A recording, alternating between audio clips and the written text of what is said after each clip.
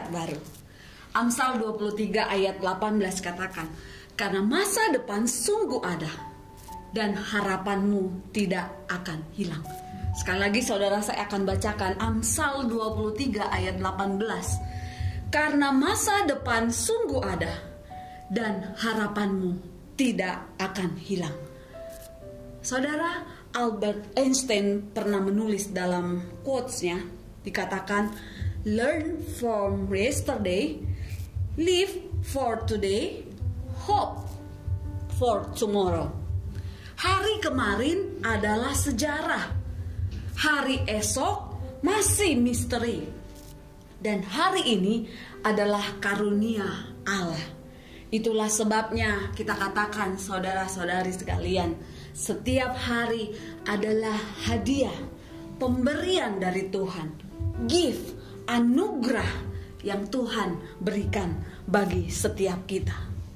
Nah, para ahli menyatakan di dalam satu survei ya, bahwa kita menghabiskan 80% waktu kita untuk memfokuskan perhatian kita pada masa lalu, 15% pada masa kini, dan hanya 5% pada masa depan.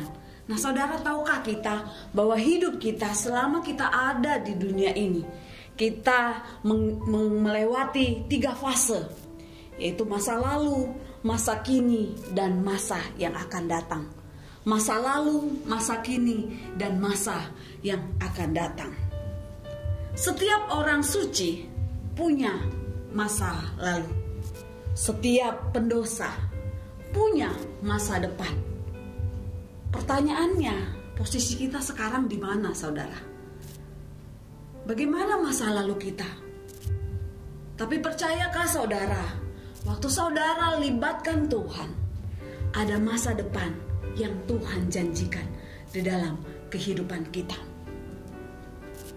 Hidup ini hanya dapat dimengerti ketika kita menoleh ke belakang, tetapi harus dijalani ketika kita melihat ke depan.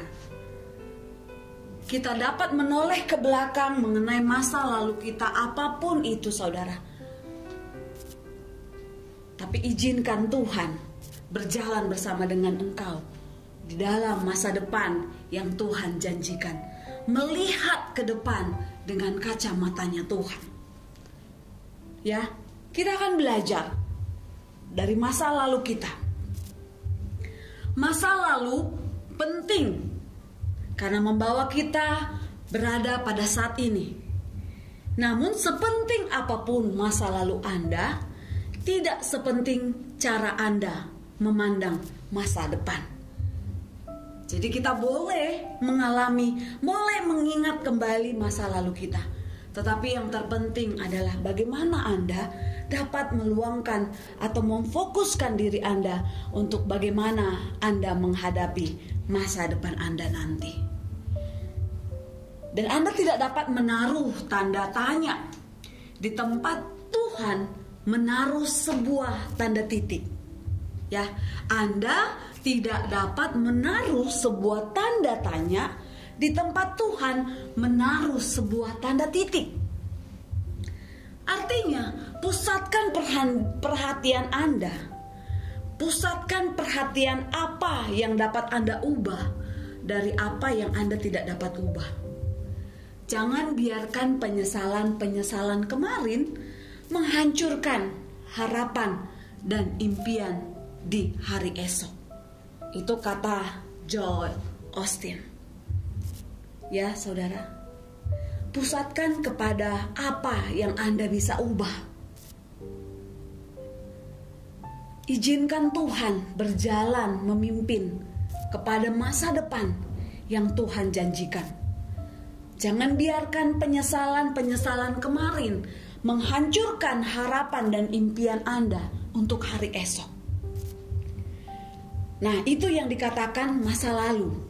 Setiap kita punya masa lalu. Baik itu yang sangat baik untuk dikenang, baik itu yang sangat pahit untuk dikenang, apapun itu. Setiap manusia punya masa lalu masing-masing. Lalu yang kedua, masa kini. Saya mau ngajak setiap kita, saudara, untuk menikmati setiap hari. Waktu kita bangun pagi, menikmati dengan rasa ucapan syukur. Nikmatilah hari ini. Nikmatilah hari ini. Sebab dikatakan di Matius 6 ayat 34. Sebab itu janganlah kamu khawatir akan hari esok. Karena hari besok mempunyai kesusahannya sendiri. Kesusahan sehari cukuplah sehari. Saudara, kita mau belajar dari ayat kebenaran firman Tuhan ini. Janganlah kamu khawatir akan hari esok. Karena hari esok mempunyai kesusahannya sendiri. Ini yang harus kita tanamkan di dalam diri kita. Bahwa kesusahan sehari cukup untuk sehari. Kalender Anda memperlihatkan tanggal setiap hari, betul? Kita punya tanggal 1 sampai 30, 1 sampai 31. Setiap hari akan berubah. Hiduplah dalam susunan seperti yang tertera, ya kan? Kalau hari ini tanggal 8, kita nggak bisa hidup kembali ke tanggal 7. Kita mengikuti kalender yang sudah ada. Tanggal 8, tanggal 9, tanggal 10. Setiap hari. Dan yang tadi yang kita ingat di Matius 6:34. Kesusahan sehari cukuplah sehari. Tinggallah dalam satu tanggal setiap hari. Ya kan? Mungkin hari-hari ini, apapun profesi kita, apapun pekerjaan kita, seringkali mungkin di belakangan hari ini kita merasa waktu begitu cepat berlalu. Baru hari Senin, tiba-tiba sudah hari Senin kembali. Nah, saudara, bagaimana dengan kita menjalani hari-hari kita? Apakah setiap hari dari tanggal 1 sampai tanggal 30, dari tanggal 1 sampai tanggal 31, bagaimana kita menjalaninya? Hari-hari, minggu-minggu, bulan-bulan, bahkan tahun demi tahun. Bagaimana kita menjalaninya di masa yang Tuhan izinkan saat ini? Bila Anda melihat ke belakang tentang kehidupan Anda yang Anda jalani, apa yang Anda katakan? Mungkin sesekali di antara kita berkata, seandainya saja sudah kulakukan ini, seandainya saja aku sudah melakukan itu. Atau mungkin, untung hal itu sudah aku lakukan kemarin. Untung hal yang kemarin aku sudah lakukan. Ada banyak mungkin statement-statement, ada banyak mungkin perkataan-perkataan yang keluar dari benak kita, saudara. Tetapi saya mau mengajak kepada kita, hiduplah pada hari ini. Apa yang Tuhan percayakan untuk hari ini kerjakan. Kerjakan dengan sungguh-sungguh. Ya, saudara. Masa lalu, masa kini, dan masa yang akan datang. Mungkin di antara kita belum tahu bagaimana gambaran masa depan yang akan terjadi di dalam kehidupan kita. Itulah sebabnya nikmatilah setiap hari. Apapun situasi hatimu, nikmatilah setiap hari. Sampai engkau beristirahat. Dari bangun pagi, bekerja, melakukan banyak aktivitas, nikmatilah sampai engkau beristirahat di dalam tidurmu. Tadi kita sudah berbicara tentang masa lalu, masa kini, lalu kita bicara masa depan. Saudara, Tuhan menciptakan dunia dan segala isinya. Dan kita tidak mampu dengan kemampuan kita, dengan pengetahuan kita sendiri, melihat jauh di sana. Yang kita tahu, di dalam rencana dan rancangan Tuhan yang hebat, di dalam pekerjaan Tuhan yang luar biasa, disitulah Tuhan nyatakan rencana dan rancangannya di dalam kehidupan kita. Nah, saudara, 20 tahun dari sekarang, mungkin Anda lebih menyesali apa yang Anda tidak lakukan dibanding apa apa yang Anda lakukan 20 tahun dari sekarang? Coba kita punya catatan kita masing-masing. Coba kita tulis hal-hal apa yang rasanya harusnya kita dapat kerjakan dengan sungguh-sungguh, harusnya dapat kita lakukan dengan baik, tetapi kita tidak kerjakan. Ya, kita merupakan arsitek bagi masa depan kita.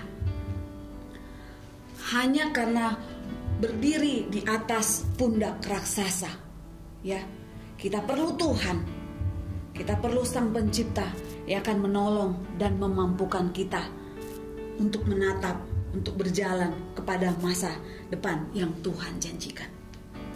Nah, saudara, kita belajar dari kitab Yeremia 29 ayat 11 katakan, sebab aku ini mengetahui rancangan-rancangan apa yang ada padaku mengenai kamu. Demikianlah firman Tuhan, yaitu rancangan damai sejahtera dan bukan rancangan kecelakaan, untuk memberikan kepadamu hari depan yang penuh harapan.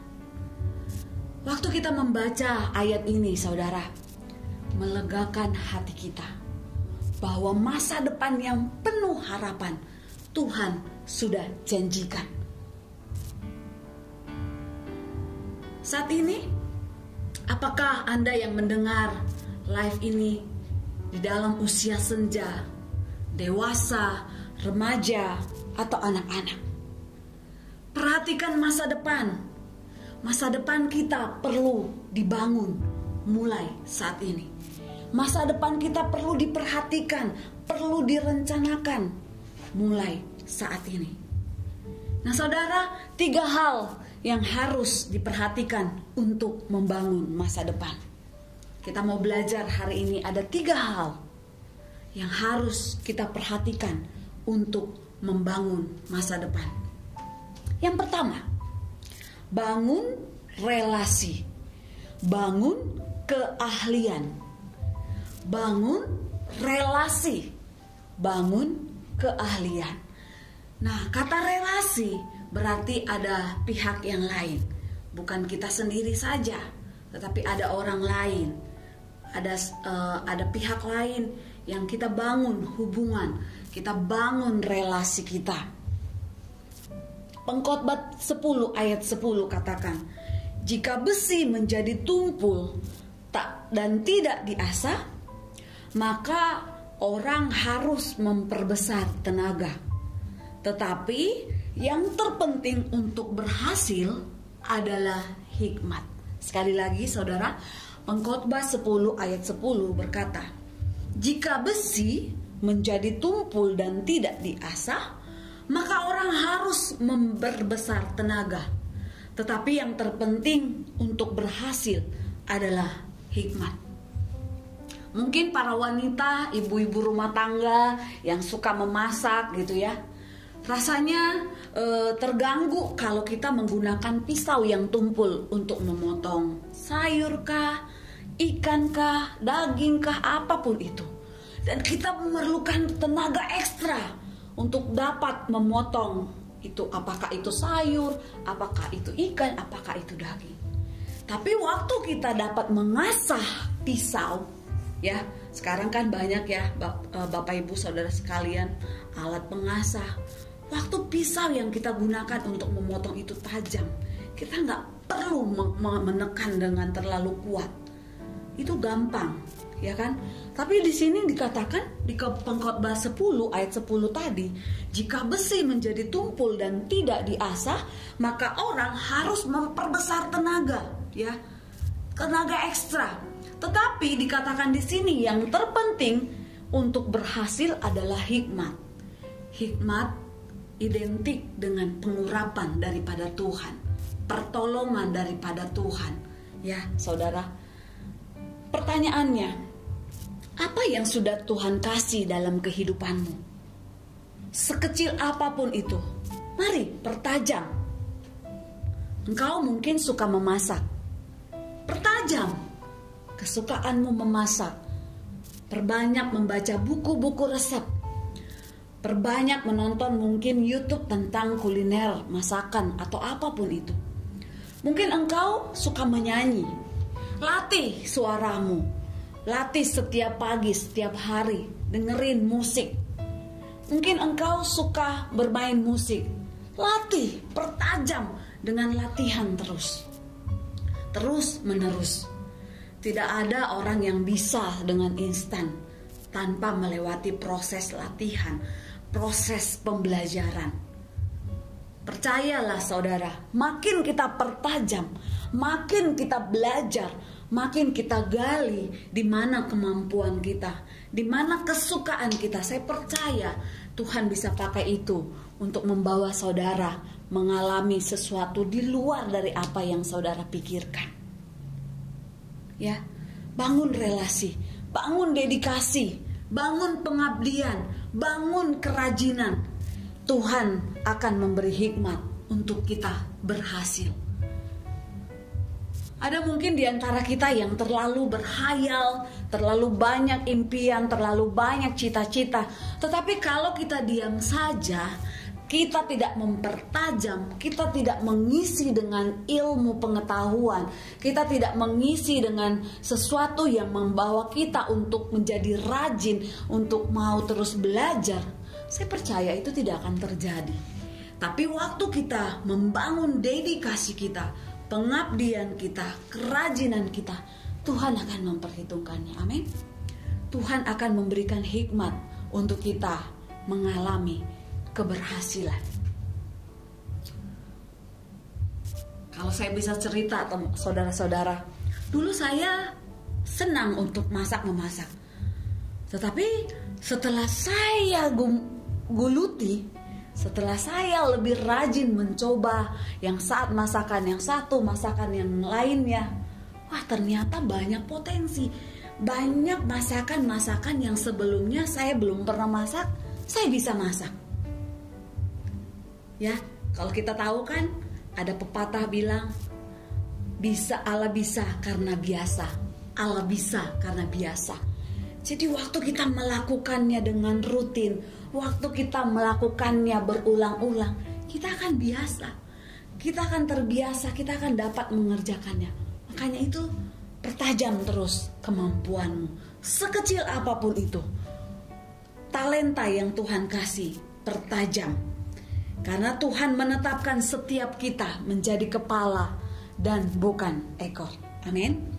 Saudara, kalau kita melihat perkembangan teknologi hari-hari ini, kalau kita ikutin, kalau kita melihat dari segi positif, itu sangat menolong kita.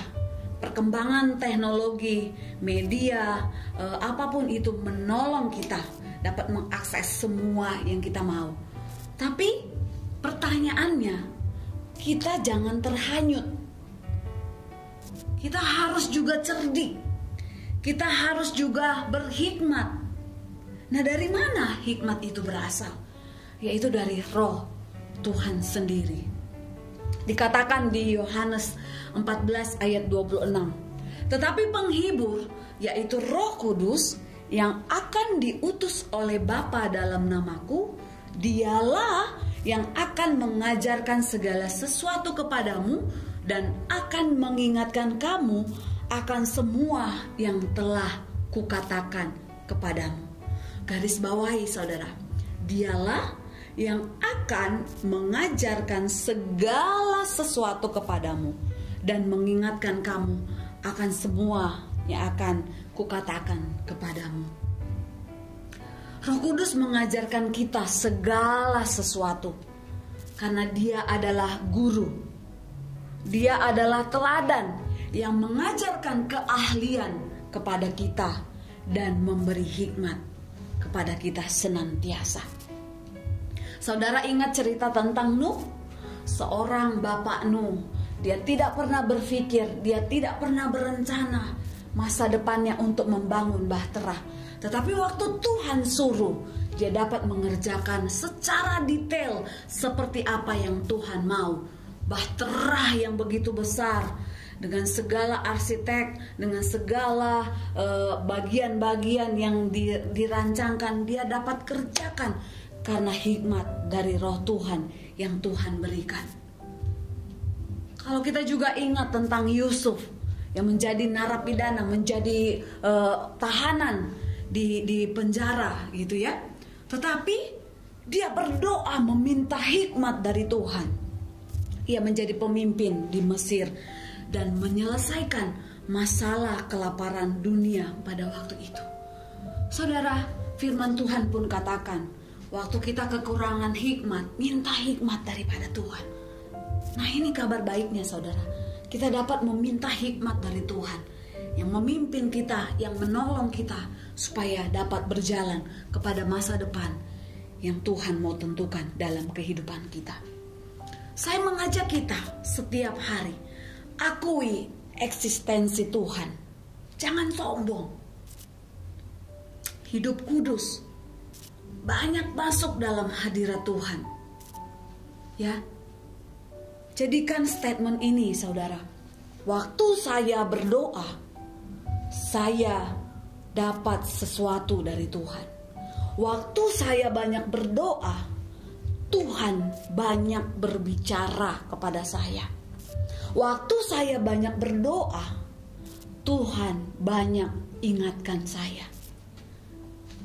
Nah, jadi waktu kita meminta hikmat dari Tuhan, bagaimana caranya? Bangun relasi, bangun hubungan yang intim dengan Tuhan melalui pembacaan firman bahkan dan doa kita. Saat-saat itulah Tuhan mengingatkan kita. Saat-saat itulah Tuhan memberikan pencerahan kepada kita. Saat-saat itulah Tuhan mengingatkan kita. Mungkin adakah dosa yang kita lakukan, adakah sesuatu yang belum kita bereskan. Saat-saat itu, saat-saat kita membangun relasi yang intim dengan Tuhan. Roh Kudus mampu mengingatkan kita asal kita membuka diri. Amin, saudara. Bangun relasi yang intim dengan Tuhan. Lalu yang kedua, kalau tadi yang pertama kita berbicara tentang membangun relasi yang intim dengan Tuhan dan sesama. Yang kedua, bangun karakter. Karakter dapat diperlukan juga untuk masa depan kita. Masa depan kita adalah grace, anugerah dari Tuhan. Tidak semua orang berhasil kepada impian atau cita-cita yang dia inginkan. Karena waktu Tuhanlah waktu yang terbaik dalam kehidupan kita. Mungkin ada orang yang memimpikan sesuatu, tetapi sebelum dia sampai kepada impiannya, dia sudah pulang ke rumah Bapa.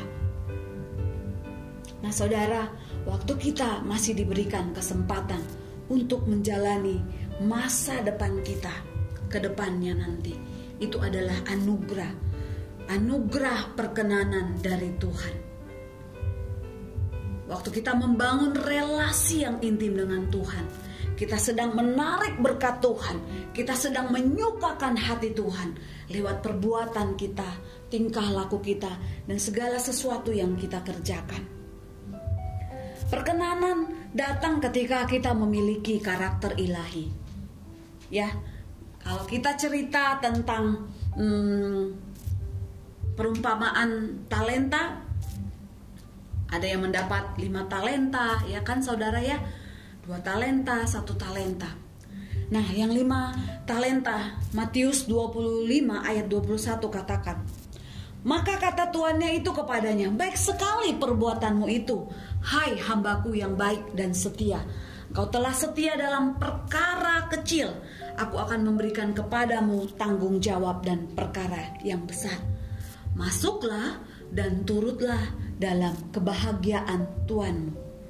Nah saudara, dalam kebahagiaan Tuanmu, standarnya kebahagiaan Tuhan yang belum pernah saudara pikirkan dan bayangkan. Ya, salah satu karakter yang terpenting adalah kesetiaan. Ya, Amsal 20 ayat 6, banyak orang yang menyebut diri baik hati, tetapi orang yang setia, siapakah yang menemukannya? Orang mungkin berpikir setia itu tidak berbuat apa-apa, asal tidak kemana-mana. Tidak saudara, setia itu kita memberi nilai lebih. Sekecil apapun pekerjaannya, kita lakukan dengan semangat dan memberikan yang terbaik. Maka dikatakan 2 orang yang mendapat 5 talenta dan 2 talenta itu, mereka mengerjakannya, melakukan sesuai dengan apa yang Tuhan inginkan. Setia dalam perkara kecil. Makanya Tuhan memuji mereka, masuklah dan turutlah dalam kebahagiaan Tuhanmu.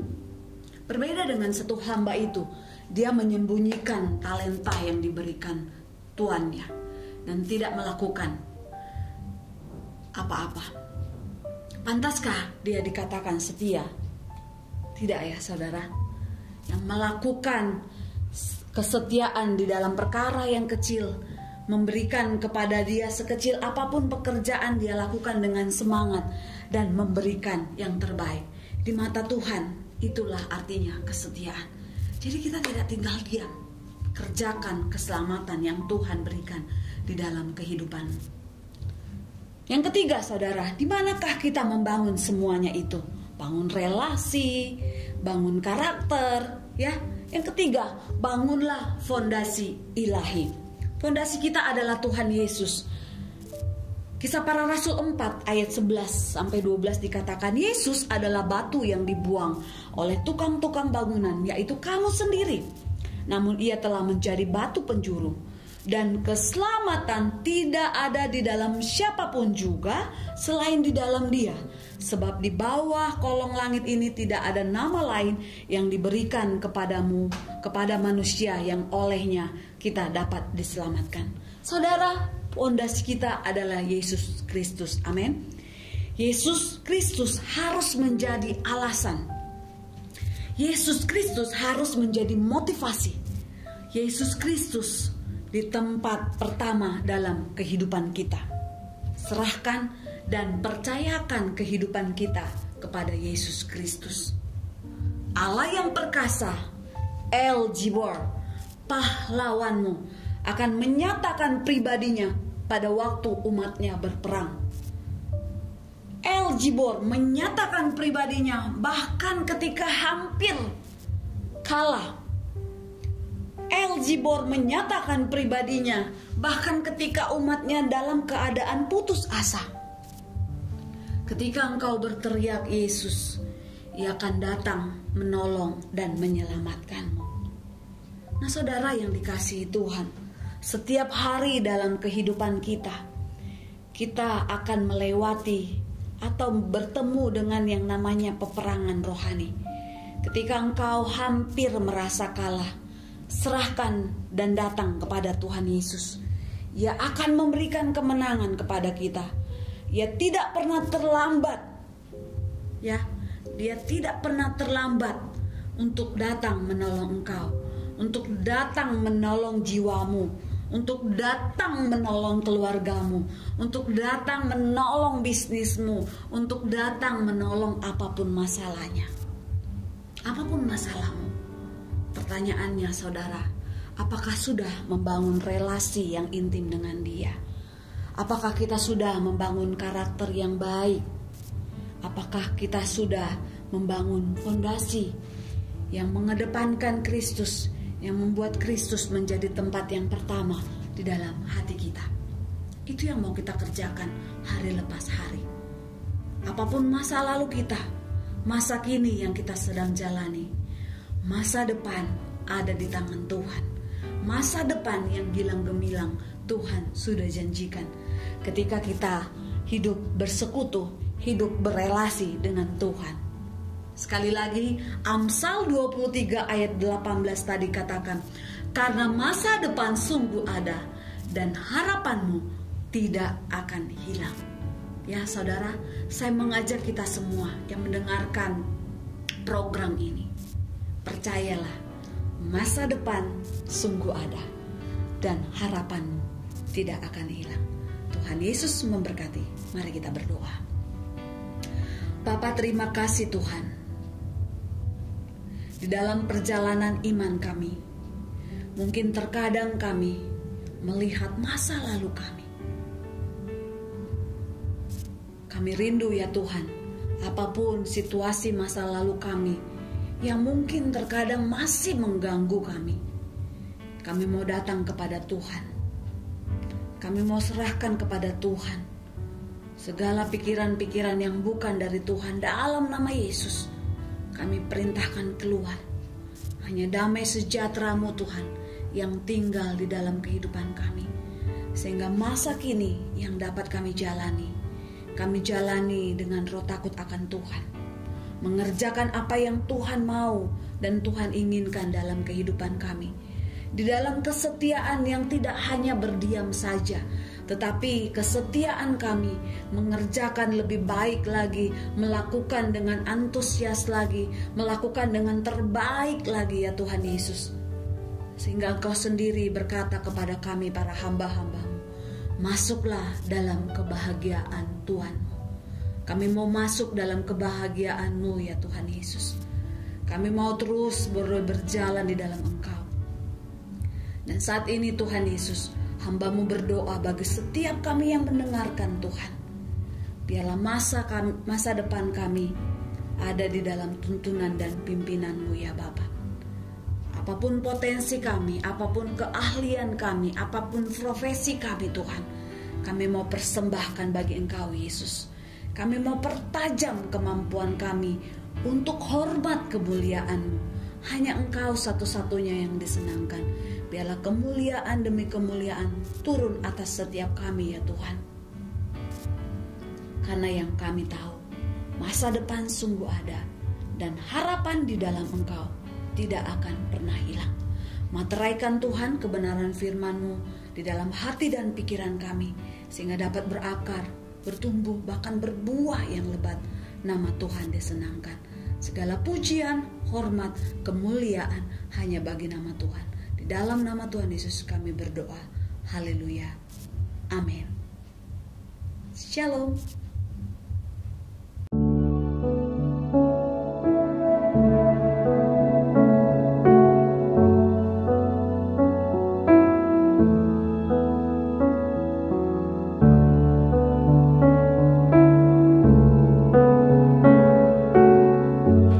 Bapak Ibu yang merasa diberkati dan ingin memberkati kami lebih lewat dana, dapat disalurkan melalui scan barcode berikut ini atau ditransfer melalui rekening yang ada di layar Bapak Ibu Saudara.